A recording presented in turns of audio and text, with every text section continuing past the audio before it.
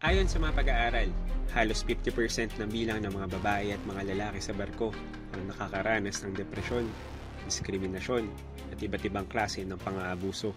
Paano nga ba kami inihahanda ng UMTC para sa mga ganitong sitwasyon?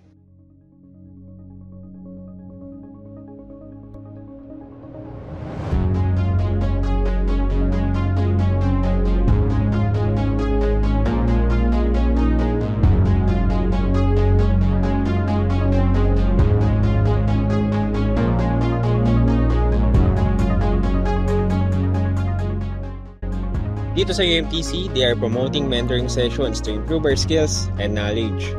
Pero hindi lang technical skills ang tinuturo sa amin dahil para sa kanila, mas mahalaga pa rin ang character and good attitude.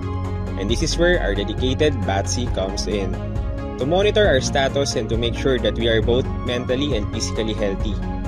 A big thanks to the cozy and well-designed facilities that support our extracurricular activities. And here's a glimpse of our Saturday morning moves during calisthenics.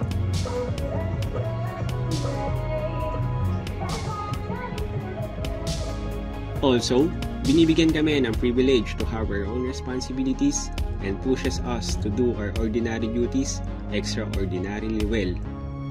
As the saying goes, ang mahusay na leader ay marunong makinig at sumunod.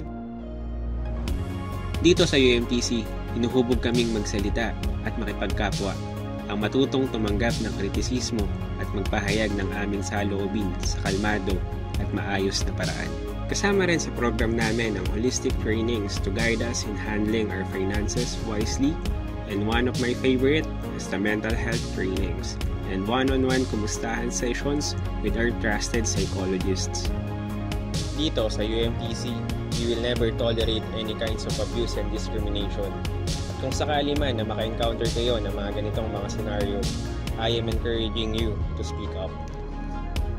At kung sakali man na napapanood mo to at kailangan mo ng tulong, gusto lang namin malaman mo na you are always loved and you will always be heard.